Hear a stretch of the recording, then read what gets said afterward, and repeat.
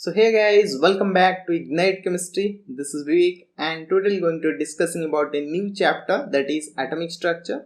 And in this video, I'll cover discovery of electron, discovery of proton, E by M ratio and Mulliken's all drop experiment. So let's get started. So पहले हम atom के बारे में देखेंगे. तो atom होता क्या है? जो एटम होता है, it is the smallest particle of an element. Element का सबसे छोटा पार्टिकल को हम बोलते हैं एटम. तो एटम मतलब होता है it is the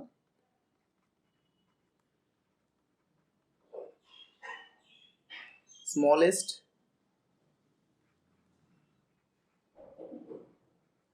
particle of an elements. तो एलिमेंट का सबसे छोटा पार्टिकल को हम एटम बोलते हैं. क्या एटम जो हमने डाल्टन्स एटॉमिक मॉडल पढ़ा था वहां से हमने ये देखा था कि atom is indivisible, but later with the development of science and technology atom is subdivided and subatomic particle are generated, that is electron, proton and neutron. तो हमने एटम को ब्रेक किया, एटम के अंदर से इलेक्ट्रॉन, प्रोटॉन एंड न्यूट्रॉन वहां से निकाला. तो एटम जो होता है वो 3 सबएटॉमिक पार्टिकल को लेके बना है, दैट इज इलेक्ट्रॉन,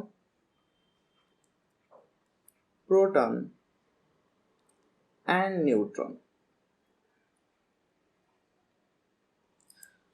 तो ये हर वक्त एक क्यूरियस मन में रहता है कि एटम दिखता कैसा है. सबके मन में ये क्वेश्चन आता है कि एक्चुअली में एटम दिखता कैसा है एटम. तो आज हम इस लेक्चर में देखेंगे एटम का structure. With the development of science atom का structure previously it was not possible because atom is very small particle. लेकिन साइंस के डेवलपमेंट के थ्रू हमने एटम को देखना शुरू किया. वो था quantum microscope and electronic microscope, जिसके थ्रू हम एटम को देख सकते हैं. So this is the structure of hydrogen atom. जो हमारा हाइड्रोजन एटम है ये उसका न्यूक्लियस है and this is the electron cloud.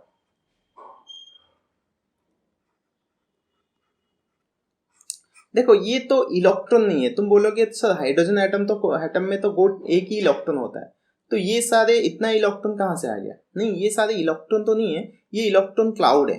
तो क्लाउड का मतलब क्या होता है? जैसे कि इलेक्ट्रॉन जो मोमेंट करता है हर वक्त वो बहुत स्पीड में मोमेंट करता है. जैसे कि फैन लगता है, जब तुम देखोगे फैन जब बहुत स्पीड में घूमता है और उसके ऊपर थोड़ा सा लाइट तुम डालोगे तो तुम्हें पता चलेगा जो उसका ब्लेड होता है वो चारों तरफ डिस्ट्रीब्यूट होता है. ऐसा नहीं लगता कि वो 3 जगह जो ब्लेड होता है, जनरली फैन में 3 ब्लेड होता है, लेकिन जब तुम स्पीड घूमते हुए देखोगे तो ऐसा लगेगा ये हर पोजीशन में है. पूरा क्लाउड बनाता है उसका, जिस पोजीशन में वो ब्लेड रहता है उसी पोजीशन का पूरा एक क्लाउड बनाता है. ऐसा लगता है कि हर पोजीशन में वो ब्लेड है, लेकिन एक्चुअली में ऐसा नहीं होता. इसी तरह जो इलेक्ट्रॉन का मोमेंट होता है इतना स्पीड होता है कि लगता है कि हर पोजीशन में इलेक्ट्रॉन है, इसीलिए वो एक क्लाउड बनाता है. तो इलेक्ट्रॉन का एग्जैक्ट पोजीशन तो हम नहीं बता सकते, लेकिन इसीलिए ये क्लाउड वाला स्ट्रक्चर हमको देखने को मिलता है. समझ में आ रहा है? तो ये था हमारा हाइड्रोजन एटम का स्ट्रक्चर. कुछ इस तरह दिखता है. उसको हम अगर क्वांटम माइक्रोस्कोप से देखेंगे तो उसके बाद देखेंगे टाइमलाइन ऑफ एटॉमिक मॉडल. जो एटॉमिक मॉडल डेवलप हुआ है, आज हम बोल रहे हैं कि इलेक्ट्रॉन ऐसा है, प्रोटॉन ऐसा है, तो उसके अंदर न्यूक्लियस में प्रोटॉन है, न्यूक्लियस में इलेक्ट्रॉन है, सॉरी न्यूक्लियस के अंदर प्रोटॉन एंड न्यूट्रॉन है, इलेक्ट्रॉन जो चारों तरफ घूम रहा है. ये सारा डेवलप कैसे हुआ? तो पहले जो हमारे डाल्टन स्टार्टिंग मॉडल के बाद जे थॉमसन ने इलेक्ट्रॉन डेवलप किया या डिस्कवर किया इलेक्ट्रॉन को. उसके बाद हमारा एडविन रदरफोर्ड ने 1909 में डिस्कवर न्यूक्लियस किया. आर ए मुलिकन में मेजरमेंट ऑफ इलेक्ट्रॉन का चार्ज इलेक्ट्रॉन का जो चार्ज होता है, आर ए मुलिकन में 1910 में इलेक्ट्रॉनिक चार्ज डेवलप किया था. उसके बाद नील्स बोर ने 1913 में बोर एटॉमिक मॉडल प्रपोज किया था. एंड जो बोर एटॉमिक मॉडल है बहुत ही इंपॉर्टेंट मॉडल है. उसके बाद मतलब एक एटम का एक कंसेप्ट चेंज हुआ, एटम को विजुअलाइज करना स्टार्ट किया गया. उसके बाद डी ब्रोगली ने वेव पार्टिकल डुअलिटी, जो पार्टिकल होता है वो 2 टाइप के कैरेक्टरिस्टिक्स शो करता है, एक वेव कैरेक्टर, एक पार्टिकल कैरेक्टर. ऐसा हमने डी ब्रोगली से पहले जाना था. उसके बाद एडविन स्क्रोडिंजर 1926 में स्क्रोडिंजर वेव इक्वेशन दिए जो स्क्रोडिंजर इक्वेशन को बेस करके क्वांटम मैकेनिकल मॉडल डेवलप हुआ। उसके बाद हाइजेनबर्ग ये बहुत ही मतलब उनका थ्योरी जो था ये अनसर्टेनिटी प्रिंसिपल ने बेस किया था। ये अनसर्टेनिटी प्रिंसिपल क्या है, उन्होंने बताया था कि जो इलेक्ट्रॉन होता है उसका पोजीशन एंड मोमेंटम मेजर करना पॉसिबल नहीं है साइमल्टेनियसली। तो ये सारे जो डेवलपमेंट हुआ था टाइम के हिसाब से, तो ये बहुत ही इंपॉर्टेंट, ये सारा चीज़ हम कवर करेंगे इस चैप्टर में। लेकिन आज के वीडियो में हम सिर्फ discovery of electron and proton के बारे में देखें। उससे पहले हम डाल्टन-स्टार्टिंग मॉडल फिर से देख लेते हैं क्या क्या था उसमें। जो मेन पोस्टुलेट था डाल्टन-स्टार्टिंग मॉडल में वो था everything is composed of atom. जो भी चीज तुम देख रहे हो उसके अंदर एटम प्रेजेंट है। They are indivisible building block of matter and can not be destroyed. ये सारे वो एटम को लेके, जो भी चीज तुम्हारा सराउंडिंग में है वो एटम को लेके ही बना है and can not be destroyed. इसको हम डिस्ट्रॉय नहीं कर सकते, एटम को हम डिस्ट्रॉय नहीं कर सकते। उन्होंने ऐसे कुछ स्टेटमेंट दिया था। All atom of the element are identical. तो जो एलिमेंट होता है उसके अंदर जो एटम प्रेजेंट है वो एटम आइडेंटिकल होता है। अगर सेम एलिमेंट है, जैसे कि हम लेते हैं हाइड्रोजन, हाइड्रोजन के अंदर सारे हाइड्रोजन का एटम सेम ही होंगे, उसमें कोई चेंजेस नहीं होगा। कार्बन के अंदर सारे कार्बन का एटम सेम ही होगा। तो उन्होंने ये बताया था कि जो एलिमेंट होता है उसके अंदर जो एटम प्रेजेंट है वो आइडेंटिकल होता है। Atom of the different element very in size and mass. अगर हम डिफरेंट एलिमेंट का एटम को चेक करेंगे, जैसे कि हाइड्रोजन के एटम के साथ कार्बन को कंपेयर करेंगे, तो हाइड्रोजन का साइज, एटम का साइज बहुत छोटा है एंड कार्बन का एटम का साइज बहुत बड़ा है। तो साइज में डिफरेंस होता है, मास में डिफरेंस होता है, बहुत सारी चीज में डिफरेंस हमको देखने को मिलता है। तो उसके बाद देखेंगे compound are produced through different whole number of combination of atom. तो एटम को कंबाइन करके कंपाउंड बनता है, ठीक है। तो एटम को एक डेफिनेट रेशियो में, ऐसा नहीं कि कोई भी रेशियो में कंबाइन कर सकते हैं। कार्बन के साथ जैसे कि 4 हाइड्रोजन को कंबाइन करेंगे तो ये CH4 बनेगा। तो यहाँ पर जो रेशियो है दैट इज 1:4। तो ये जो रेशियो है ये फिक्स होता है, हर कंपाउंड के लिए एक रेशियो फिक्स होता है।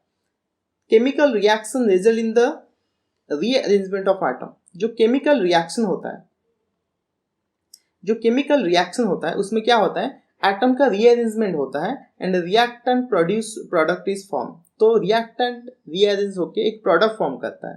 तो ये था हमारा डाल्टन्स एटॉमिक मॉडल। तो उसका जो बेसिक समरी था, एटम ईच एंड एवरीथिंग में एटम कंपोज होता है, एवरीथिंग के अंदर एटम प्रेजेंट होता है और एटम को हम डिवाइड नहीं कर सकते, उसको डिस्ट्रॉय नहीं कर सकते, इट इज इंडिविजिबल एंड सारे एलिमेंट, सेम एलिमेंट का एटम सेम टाइप का होता है, डिफरेंट एलिमेंट का एटम डिफरेंट टाइप का होता है। तो उन्होंने कुछ इस टाइप का एक थ्योरी प्रपोज किया था। तो उसके बाद देखेंगे डिस्कवरी ऑफ इलेक्ट्रॉन। तो डिस्कवरी ऑफ इलेक्ट्रॉन में हमने एक कैथोड रे डिस्चार्ज ट्यूब लिया। तो विलियम क्रूक्स ने 1879 में एक स्टडी किया था जिसको बोलते हैं electrical discharge in partially evaporated tube known as cathode ray discharge tube. तो कैथोड रे डिस्चार्ज ट्यूब कुछ इस टाइप का दिखता है। It is a glass tube contain some electrode contain किया है यहाँ पर। ये जो इलेक्ट्रोड इसको बोलते हैं कैथोड, ये जो इलेक्ट्रोड इसको बोलते हैं एनोड। बेसिकली जो पॉजिटिव टर्मिनल से कनेक्टेड होता है उसको बोलेंगे एनोड, जो नेगेटिव टर्मिनल के साथ कनेक्टेड रहेगा उसको बोलेंगे कैथोड। तो discharge tube is made up of glass about 60 centimetre long, contain 2 thin pieces of metal called electrode. तो यहाँ पर मेटल कनेक्टेड है जिसको हम इलेक्ट्रोड बोलते हैं। So this is the electrode. तो इलेक्ट्रोड क्या होता है, negative electrode is known as cathode. जो नेगेटिव इलेक्ट्रोड होता है उसको हम बोलते हैं कैथोड एंड जो पॉजिटिव इलेक्ट्रोड होता है उसको बोलते हैं एनोड। एनोड होता है जनरली पॉजिटिव, ठीक है। तो ये जो ट्यूब होता है उसमें हमने एक वैक्यूम पंप कनेक्ट किया है। तो वैक्यूम पंप का काम क्या होता है कि इसके अंदर जो गैस होते हैं, ट्यूब के अंदर तो गैस होंगे, तो क्या करता है वो गैस को निकाल लेता है। तो यहाँ पर क्या होता है, एक वैक्यूम क्रिएट होता है। ऐसा नहीं कि पूरा वैक्यूम बन जाता है, नहीं, ये जो गैस पार्शियली निकल जाते हैं, कुछ गैस रह जाते हैं। तो यहाँ पर जो प्रेशर मेंटेन किया है वो लो प्रेशर मेंटेन होता है, दैट इज अराउंड 10⁻⁴ एंड ये जो इलेक्ट्रोड के साथ एक हाई वोल्टेज बैटरी कनेक्टेड है दैट इज अराउंड 10,000 वोल्ट। तो gas enclose at low pressure at discharge tube is connect subjected to a high voltage that is 10,000 volt. तो 10,000 volt एक electrical battery के साथ इलेक्ट्रोड कनेक्टेड है, और जो glass tube होता है उससे हमने गैस निकाल दिया तो वो वैक्यूम बन जाता है, एंड उसके अंदर जो लो प्रेशर क्रिएट होता है दैट इज अराउंड 10⁻⁴ atm। तो इसके बाद जब हम क्या करेंगे, या इसके अंदर इलेक्ट्रिसिटी पास करवाएंगे तो एक रे मूव होता है, एक रे क्या करता है, मूव करता है, एक रे मूव करता है कैथोड टू एनोड, इस डायरेक्शन में एक रे मूव होता है जिस रे को हम बोलते हैं कैथोड रे। क्या बोलते हैं उसको, कैथोड रे। तो ये कैथोड रे को हम डिटेक्ट कैसे करते हैं, तो ये क्या होता है कि यहाँ पर हम कुछ, ये जो ग्लास के सराउंडिंग में हम कुछ फ्लोरोसेंट मटेरियल का काम क्या होता है कि ये जो चार्ज पार्टिकल है, ये जो कैथोड रे है, ये एक टाइप का चार्ज पार्टिकल है, और जब वो चार्ज पार्टिकल एक फ्लोरोसेंट स्क्रीन के ऊपर कोलाइड करेगा तो वहां पर ग्लो होगा, मतलब कुछ लाइट जैसा ग्लो होगा, तो ये पता चलेगा कि चार्ज पार्टिकल यहाँ इसके थ्रू मूव किए थे, तो यहाँ पर चार्ज पार्टिकल कोलाइड किया है। तो the wall with the phosphorescent material that is zinc sulphide, तो हम क्या लेते हैं, जो स्क्रीन लेते हैं, जो स्क्रीन डिटेक्ट करने के लिए लेते हैं, वो जिंक सल्फाइड से कोटेड होता है, एंड दिस रे आर कॉल्ड कैथोड रे। तो ये जो रे बना उसको बोलेंगे हम कैथोड रे। तो बेसिकली एक ग्लास ट्यूब लिए, उसके अंदर वैक्यूम क्रिएट किया, उसके अंदर हाई वोल्टेज का करंट पास किया, तो यहाँ पर एक रे मूव होता हुआ दिखाई दिया कैथोड से एनोड तक, तो वो रे को हमने बोला कैथोड रे। और कैथोड रे को डिटेक्ट करने के लिए उन्होंने एक फ्लोरोसेंट मटेरियल लिया था और एक टाइप का स्क्रीन लिया था जिसको जिंक सल्फेट के थ्रू कोटेड किया गया था। तो ये था डिस्कवरी ऑफ इलेक्ट्रॉन। तो यहाँ से कैथोड रे डिस्कवरी हुआ, तब तक उसका नाम इलेक्ट्रॉन नहीं था, लेकिन बाद में उसका नाम इलेक्ट्रॉन दिया गया। तो उसके बाद देखेंगे कैरेक्टरिस्टिक्स ऑफ कैथोड रे। तो कैथोड रे का कैरेक्टरिस्टिक्स क्या है, द कैथोड रे start from cathode and move towards anode. तो कैथोड से एनोड मूव करता है, एंड इस absence of electric and magnetic field they travel in a straight line। तो अगर electric field and magnetic field नहीं डालते उसके सामने, या उसके साइड में हम electric field magnetic field influence में नहीं लाते, तो वो स्ट्रेट लाइन में मूव करेगा। लेकिन अब जब electric field and magnetic field के कांटेक्ट में आएगा, उसका पाथ जो होता है वो डेविएट होता है। Cathode ray cast shadows of an object in place of path and produce mechanical effect on a small paddle wheel. जब वो कैथोड के सामने हम कुछ ऑब्जेक्ट रखेंगे तो वो ऑब्जेक्ट का शैडो क्रिएट होगा, उसके साथ अगर वो ऑब्जेक्ट मूवेबल हो सकता है, जैसे कि पेडल रखेंगे तो वो पेडल क्या होगा, मूव करना हो स्टार्ट होगा। तो इससे क्या पता चलता है कि जो पार्टिकल है, तो जो हमारे जो कैथोड रे है ये स्ट्रेट लाइन में मूव करता है। अगर शैडो बनता है उसका मतलब वो लाइट जैसा मूव करता है, तो लाइट का मतलब इट स्ट्रेट लाइन में मूव करता है। एंड ये जो लाइट जब मूव करता है, अगर वो कोई चीज घुमा सकता है उसके सामने, तो वो क्या करेगा कि ये जो पार्टिकल होता है, जो कैथोड रे होता है, वो मेटल पार्टिकल से बना है। मतलब उसके अंदर कुछ पार्टिकल है, जो पार्टिकल काइनेटिक एनर्जी प्रेजेंट करता है, तो काइनेटिक एनर्जी से पेडल मूव होता है। तो ये पता चलता है उसमें। These ray consist of negatively charged particle and deflected by electric and magnetic field। तो ये पता चला जब हम उसको इलेक्ट्रिक चार्ज, एक नेगेटिव चार्ज हम उसके पास में लाए, तो वहां से ज्यादा डेविएशन देखने को मिला या रिपल्शन देखने को मिला। तो ये पता चलता है वो नेगेटिवली चार्ज पार्टिकल है। And the characteristics of the cathode रे does not depend on nature of the electrode. देखो ये इलेक्ट्रोड का nature and nature of the gas present in it. तो हम जिस टाइप का इलेक्ट्रोड लेते हैं, जैसे कि हम प्लैटिनम इलेक्ट्रोड लेंगे, क्या कॉपर इलेक्ट्रोड लेंगे, तो ये इलेक्ट्रोड के ऊपर डिपेंड नहीं करेगा, ना ही डिपेंड करेगा उसके अंदर जो गैस पार्टिकल है। तो हम लेट अस कंसीडर जो ट्यूब हमने लिया था, उस ट्यूब के अंदर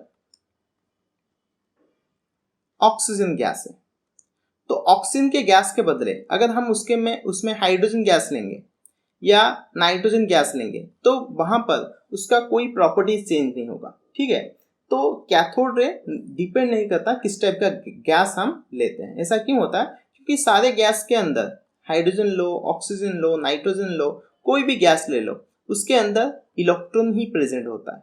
तो जो भी गैस लेंगे तो सारे गैस के अंदर same type of particle present होता है, दैट इज इलेक्ट्रॉन, इसलिए उसके नेचर के ऊपर डिपेंड नहीं करता।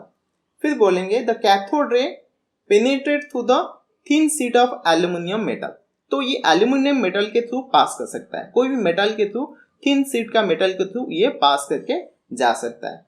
दे अफेक्ट फोटोग्राफिक प्लेट, जो फोटोग्राफिक प्लेट हमने लिया था जैसे कि जिंक सल्फाइड, उस टाइप का प्लेट को वो क्या करेगा, अफेक्ट करेगा, ग्लो करेगा। तो ये वहां से हम डिटेक्ट कर सकते हैं। The charge to mass ratio E/m is universal constant for the cathode ray. Cathode ray के लिए जो E/m रेशियो होता है that is 1.758820 into 10⁻11 coulomb per kg। तो ये होता है E/m रेशियो। तो E/m रेशियो रदरफोर्ड ने निकाला था, तो इसको भी हम आज देखेंगे कैसे E/m रेशियो कैलकुलेट किया गया। तो ये था कैरेक्टरिस्टिक्स ऑफ कैथोड रे, ठीक है। तो उसके बाद देखेंगे, देखो ये जो हमने पढ़ा था कि जो कैथोड रे होता है वो इलेक्ट्रिक एंड मैग्नेटिक फील्ड में डिफ्लेक्ट करता है। तो ये वो वीडियो है, तुम देख सकते हो। यहाँ पर जब हम मैग्नेटिक फील्ड क्रिएट करते हैं और मैग्नेटिक फील्ड वो कैथोड रे कांटेक्ट में लेते हैं तो क्या होता है, वहाँ पर डेविएशन होता है, उसका पाथ डेविएट करता है। तो यहाँ पर एक डायग्राम देख सकते हो। तो अभी हम जब उसके थ्रू लाइट पास कराएं, सॉरी जो कैथोड रे जब मूव होगा उसके सामने हम कुछ ऑब्जेक्ट रखेंगे तो यहाँ पर उसका शैडो क्रिएट हो रहा है, दिख रहा है। तो यहाँ पर क्या हो रहा है, शैडो क्रिएट हो रहा है। तो ये पता चलता है जो कैथोड रे है वो स्ट्रेट लाइन में मूव करता है and electric and magnetic field में डेविएट होता है, ठीक है। ये सारा उसका एक्सपेरिमेंट है, तुम देख सकते हो। तो उसके बाद हम डिस्कस करेंगे charge to mass ratio of the electron. Charge by mass इसको बोलते हैं E/m रेशियो। तो E/m रेशियो थॉमसन ने 1897 में डिस्कवर किया था। तो वो कैसे किए थे, पहले डायग्राम से देखते हैं। उन्होंने इस टाइप का एक कैथोड एंड एक टाइप का एनोड लिया था, ठीक है। कैथोड से एनोड, ये जो रेड कलर का लाइन है तुम्हें दिख रहा है, दैट इज द कैथोड रे। तो कैथोड रे कैथोड से एनोड देके मूव कर रहा है और यहाँ पर एक छोटा सा होल है, जिस होल के थ्रू क्या कर रहा है, ये जो रे है ऐसे ट्रैवल कर रहा है और यहाँ पर एक पॉइंट लेते हैं, point A, point B, point C। तो ये फ्लोरोसेंट स्क्रीन है जिसके ऊपर हमें जो इलेक्ट्रॉन का जो कैथोड रे का कोलिजन दिख रहा है जो ग्लो करेगा, ठीक है। यहाँ पर इस पॉइंट में, इस पॉइंट में, तो 3 पॉइंट में कोलाइड हो रहा है। लेकिन जब वो स्ट्रेटली मूव कर रहा है, जब हम कैथोड से एनोड, हमारा जो इलेक्ट्रॉन कैथोड रे है वो मूव कर रहा है, तो वो पॉइंट बी में इनिशियल कंडीशन में कोलाइड करेगा, ठीक है। लेकिन जब हम उसको electric field and magnetic field apply करेंगे तो उसका जो डायरेक्शन है वो चेंज होगा। जब इलेक्ट्रिक फील्ड होगा, लेट अस कंसीडर पॉइंट में ए में कोलाइड करेगा, जब मैग्नेटिक फील्ड कांटेक्ट में आएगा वो पॉइंट सी में कोलाइड करेगा। तो इसका एक वीडियो देखते हैं तो समझ में आएगा। देखो, पहले हमने ऑन किया, high voltage of current pass किया, तो कैथोड से एनोड, कैथोड रे मूव हुआ एंड ये पॉइंट बी है, इसी पॉइंट में वो कोलिजन हुआ, ठीक है। अभी कैथोड से एनोड मूव करके फ्लोरोसेंट स्क्रीन के ऊपर पॉइंट बी में वो कोलाइड कर रहा है, तो ये पॉइंट बी है।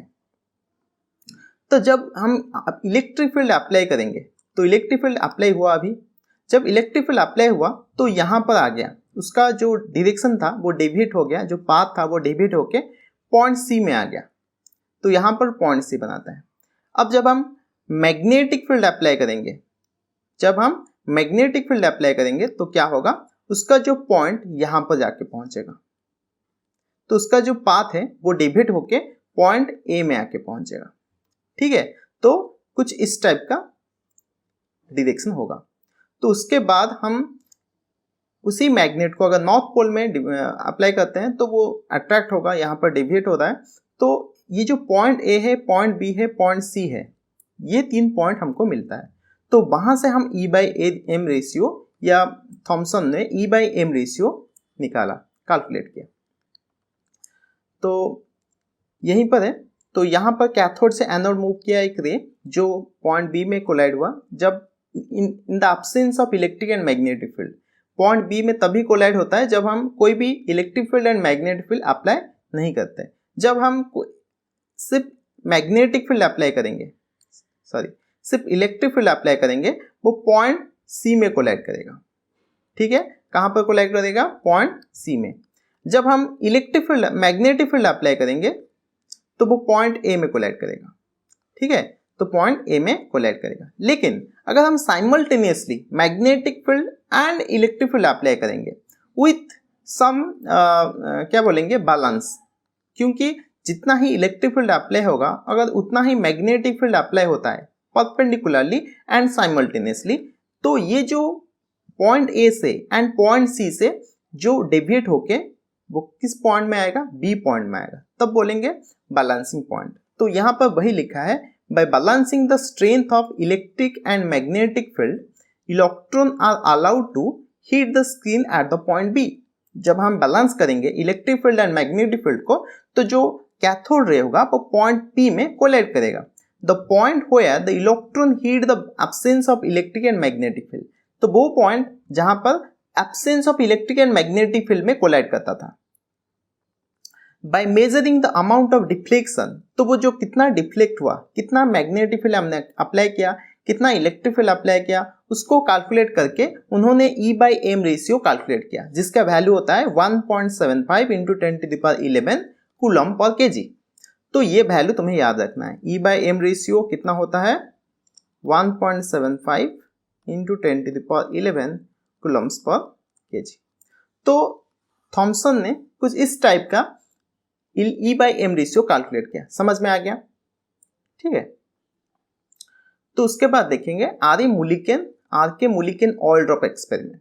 तो ये भी एक टाइप का एक्सपेरिमेंट है, एक्सपेरिमेंटल है, तुम NCERT बुक्स में डायरेक्ट से पढ़ सकते हो, लेकिन यहाँ पर मैं समरी बता देता हूँ। होता क्या है कि उन्होंने एक ऑयल चैम्बर लिया, यहाँ पर ऑयल प्रेजेंट है, ठीक है, यहाँ पर ऑयल प्रेजेंट है। जो ऑयल है उसको एक एटमाइजर के थ्रू कनेक्ट किया गया है। तो ऑयल चैम्बर है ये, ऑयल चैम्बर के थ्रू एक एटमाइजर का काम क्या होता है, जैसे कि एक सैलून में गए हो जो वाटर स्प्रे करते हैं, तुमने देखा होगा, एक वाटर स्प्रे होता है, तो वाटर का ड्रॉपलेट एक छोटा छोटा पार्टिकल में कन्वर्ट हो जाता है। जो वाटर लिक्विड होता है वो छोटा छोटा ड्रॉपलेट में कन्वर्ट हो जाता है और धीरे धीरे गिरने लगता है। तो ये एटमाइजर का वही काम होता है। एटमाइजर का काम होता है कि जो लिक्विड है, जो ऑयल है, उसको छोटा छोटा पार्टिकल में कन्वर्ट करे या छोटा छोटा ड्रॉपलेट में कन्वर्ट करे। तो यहाँ पर वो ड्रॉपलेट्स हैं, जब एटमाइजर के थ्रू ये पास करके आता है तो यहाँ पर छोटा छोटा ड्रॉपलेट बन जाता है। तो ये है हमारा ऑयल ड्रॉपलेट, यहाँ पर ऑयल्स पे लिखा है। तो ये ऑयल ड्रॉपलेट ऐसा प्रेजेंट होता है। तो ऑयल ड्रॉपलेट क्या करता है कि ये जो प्लेट है, यहाँ पर एक प्लेट है, ये एक प्लेट है और नीचे की तरफ एक प्लेट है, एक टाइप का मेटल प्लेट है। और ये जो मेटल प्लेट है ये पॉजिटिव टर्मिनल के से कनेक्टेड है और ये जो मेटल प्लेट है ये नेगेटिव टर्मिनल से कनेक्टेड है, ठीक है। तो ये जो ऊपर का प्लेट है ये पॉजिटिव है, नीचे का प्लेट जो है नेगेटिव है। तो ये ऑयल ड्रॉपलेट अभी न्यूट्रल है। ऑयल ड्रॉपलेट जो होते हैं वो उसका कोई चार्ज नहीं रहता, तो electric field and magnetic field में वो क्या होंगे, डेविएट नहीं होंगे। तो ये क्या करेगा, यहाँ पर एक छोटा सा होल है, ये नीचे की तरफ ये जो प्लेट के ऊपर छोटा सा होल है। तो ये ऑयल ड्रॉपलेट्स ये होल के थ्रू नीचे धीरे धीरे जाएगा और ये होल इतना छोटा है एक ही ड्रॉपलेट्स उसके अंदर जा सकता है। बहुत बड़ा ड्रॉपलाइन है, बहुत छोटा ड्रॉपलेट उसके अंदर मूव कर सकता है, एक से ज्यादा ड्रॉपलेट मूव नहीं कर सकता। तो ये ड्रॉपलेट क्या होगा, ड्यू टू ग्रेविटेशनल फोर्स ये ड्रॉपलेट धीरे धीरे धीरे नीचे गिरेगा, जिसको हमें यहाँ से माइक्रोस्कोप से व्यू करेंगे, ठीक है। तो मुलिकन ने ये माइक्रोस्कोप से वहां पर वो ऑब्जर्व कर रहे थे कि यहाँ पर ड्रॉपलेट कैसे नीचे गिर रहा है। और यहाँ पर एक एक्सरे कनेक्टेड था। क्या कनेक्टेड था, एक्सरे। तो एक्सरे का काम क्या है कि जब एक ऑयल ड्रॉपलेट नीचे गिरेगा, जब ये ऑयल ड्रॉपलेट नीचे गिरेगा तो एक्सरे जो होता है बहुत पेनेट्रेटिंग पावर होता है। तो ये क्या करेगा, जो ऑयल ड्रॉपलेट को आयन में कन्वर्ट कर देगा, ठीक है। एक्सरे क्या करेगा, ये जो ऑयल ड्रॉपलेट है उसको आयन में कन्वर्ट कर देगा। अभी क्या हो गए, अभी आयन बन गए, ऑयल ड्रॉपलेट क्या बन गया, आयन बन गया। अभी वो क्या होगा, इलेक्ट्रिक एंड मैग्नेटिक फील्ड से अफेक्टेड होगा। तो यहाँ पर वो नीचे की तरफ इलेक्ट्रिक फील्ड अप्लाई किए, ठीक है, नीचे की तरफ क्या किए, इलेक्ट्रिक फील्ड अप्लाई किए और उतना उसको बैलेंस करते रहे। इलेक्ट्रिक फील्ड को, आयन को, जब इलेक्ट्रिक फील्ड के तरफ आयन आएगा वो रिपल्सन करेगा, क्योंकि जब पॉजिटिव आयन होगा वो अट्रैक्ट होगा, नेगेटिव आयन होगा तो रिपल होगा। तो ये आयन इसको बैलेंस करके धीरे धीरे क्या कर रहे हैं, वो नीचे गिरा रहे हैं। तो जितना इलेक्ट्रिक फील्ड यहाँ पर अप्लाई करने से यहाँ पर उसका मूवमेंट देखने को मिलता है, उसी को मेजर करके वो charge of the electron discover किए। तो यहाँ पर मूली can conclude that the magnitude of electrical charge on the droplets is always integral multiple of electrical charge, that is Q is equal to Ne। तो उनको कुछ इस टाइप का जो चार्ज मिला that is N into E। तो ये E जो है इसको वैल्यू उन्होंने कैलकुलेट किया that is 1.6022 into 10 to the power minus 19 coulomb. तो ऑयल ड्रॉपलेट का मोमेंट के थ्रू उन्होंने चार्ज अप्लाई किया, उस चार्ज से ऑयल ड्रॉपलेट ऊपर नीचे मूवमेंट हुआ। तो उस मूवमेंट से उन्होंने एक वैल्यू कैलकुलेट किया जिसको Q is equal to Ne निकला। तो ये N जो है वो इंटीजर हुआ, N का मतलब होता है इंटीजर 1 2 3 4। एंड जो वैल्यू उन्होंने कांस्टेंट सारे पार्टिकल में देखने को मिला दैट इज -1.6022 इंटू 10⁻⁹ कूलम। तो यहाँ से पता चला कि जो चार्ज होता है, जो ऑयल ड्रॉपलेट का चार्ज होता है दैट इज -1.6022 इंटू 10⁻⁹ कूलम। समझ में आ रहा है? तो इस तरह मुलिकेन ने ऑयल ड्रॉप एक्सपेरिमेंट किया था। तो उसके बाद हम देखेंगे डिस्कवरी ऑफ प्रोटॉन। प्रोटॉन को कैसे डिस्कवर किया गया। सेम ही कैथोड रे डिस्चार्ज ट्यूब लिया गया, लेकिन यहाँ पर जो कैथोड रे डिस्चार्ज ट्यूब लिया गया था उसमें छोटा छोटा होल था, फॉस्फोरेटेड, जिसको बोलेंगे फॉस्फोरेटेड कैथोड। ठीक है, फॉस्फोरेटेड कैथोड में क्या होता है कि जब एनोड से एक रे देखने को मूव हुआ, उसके बाद देखेंगे डिस्कवरी ऑफ प्रोटॉन। तो प्रोटॉन किससे डिस्कवर किया गया। तो वही कैथोड रे डिस्चार्ज ट्यूब लिया गया, लेकिन यहाँ पर थोड़ा चेंजेस हुआ था कैथोड रे डिस्चार्ज ट्यूब में। जो कैथोड लिया गया था वो सिंपल कैथोड नहीं लिया गया था, वहां पर एक छोटा छोटा होल था, इसीलिए उसको बोला गया फॉस्फोरेटेड कैथोड। गोल्डस्मिथ ने एक टाइप का स्पेशल टाइप का cathode ray discharge tube design किया, special type of phosphorated discharge tube. He discover new ray is called canal ray, जिसको उन्होंने बोला कि कैनाल रे। क्या हुआ, सेम एक्सपेरिमेंट हुआ कि हाई वोल्टेज के साथ कनेक्टेड हुआ, लो प्रेशर में रखा गया, लो प्रेशर में वो ट्यूब में लो प्रेशर मेंटेन किया गया। एंड जब हाई वोल्टेज पास किया गया तो एक डिफरेंट टाइप का रे मूव होता हुआ दिखाई दिया। कहां से, एनोड से कैथोड। पहले तो हमको देख रहा था कैथोड से एनोड, लेकिन एनोड से कैथोड एक रे मूव होता हुआ दिखाई दिया। तो उन्होंने क्या किया, एक छोटा परफोरेटेड कैथोड लिया और उसके पीछे कुछ फ्लोरोसेंट मटेरियल उन्होंने यूज किया। जो फ्लोरोसेंट मटेरियल से ये पता चला कि यहाँ पर भी कुछ लाइट ग्लो हो रहा है। इसका मतलब है जो कुछ चार्ज पार्टिकल है वो एनोड से कैथोड को मूव कर रहे हैं, जिसका नाम दिया गया है कैनाल रे, जिसका नाम दिया गया कैनाल रे। ठीक है, तो canal ray is derived from the fact the ray travel opposite direction to the cathode ray. Cathode ray का ऑपोजिट डायरेक्शन में ये मूव किया, इसीलिए उसको नाम कैनाल रे रखा गया। Pass through the emerge from canal hole in the cathode. जो कैथोड में होल था उसी को बोलते हैं कैनाल, डिफरेंट भाषा में। तो ये इसी के थ्रू नाम दिया गया canal ray. They are also known as anode ray, तो उसको एनोड रे भी बोलते हैं। एंड जो चार्ज ऑफ द प्रोटॉन होता है, जो चार्ज ऑफ द प्रोटॉन होता है दैट इज 1.66 इंटू 10⁻⁹ कूलम होता है। ठीक है, तो हमने चार्ज ऑफ इलेक्ट्रॉन देखा था, इलेक्ट्रॉन का चार्ज था -1.6022 into 10⁻⁹ coulomb. And charge of proton निकला +1.6022 इंटू 10⁻⁹ कूलम। तो ये है charge of the electron and charge of the proton. तो उसके बाद उसके कैरेक्टरिस्टिक देखेंगे। दे travel in a straight line, ये भी स्ट्रेट लाइन में मूव करता है। They carry in positive charge, cathode ray negative charge carry कर रहा था, ये पॉजिटिव चार्ज कैरी करता है। They made up of material particle, देखो मेटेरियल पार्टिकल बनता है, जो मेटेरियल पार्टिकल जो पार्टिकल उसके सामने में आएगा, अगर हम उसके सामने में कुछ पेडल रखते हैं तो वो मूवमेंट होगा, तो ये पता चलता है कि मेटेरियल पार्टिकल से कनेक्टेड बना है। The value of the charge on the particle constitute the anode ray is found depend on the nature of the gas. वो गैस के नेचर के ऊपर डिपेंड करेगा, ठीक है। द कांस्टेंट पार्टिकल जो हमारा जो एनोड रे है और जिसको कैनल रे बोलते हैं, वो नेचर ऑफ द गैस के ऊपर डिपेंड करता है। मतलब हम डिफरेंट गैस लेंगे तो डिफरेंट वैल्यू हमको मिलेगा। The mass of the particle constitute the anode ray is found to be depend on nature of the gas taken. तो वो मास भी डिपेंड ऑफ द नेचर के डिपेंड करता है। अगर हम डिफरेंट टाइप का गैस लेंगे तो वहां पर मास भी हमको डिफरेंट मिलेगा। तो charge to E by M ratio of the particle is also found depend on the gas taken. देखो वहां पर E by M रेशियो, जो इलेक्ट्रॉन का E by M रेशियो था that is 1.75 into 10 to the power 11 coulomb per kg था। लेकिन यहाँ पर हम एक fix E by M ratio नहीं मिलेगा, क्योंकि ये गैस के हिसाब से, पार्टिकल के हिसाब से चेंज होता है। तो इसीलिए जो प्रोटॉन होता है उसका कोई fix E by M ratio नहीं होता, वो डिफरेंट गैस के लिए different E by M ratio create करता है। Their behavior in electric and magnetic field is opposite to that observed in the electron। तो इलेक्ट्रॉन जैसे बिहेव करता था इलेक्ट्रिक एंड मैग्नेटिक फील्ड को, कैनल रे उसका ऑपोजिट बिहेव किया। तो वहां से ये पता चला कि एक पॉजिटिव चार्ज पार्टिकल है एंड उसका जो चार्ज है, प्रोटॉन का जो चार्ज है that is equal to the electron but opposite magnitude, that is plus 1.6022 into 10 to the power minus 19 coulomb.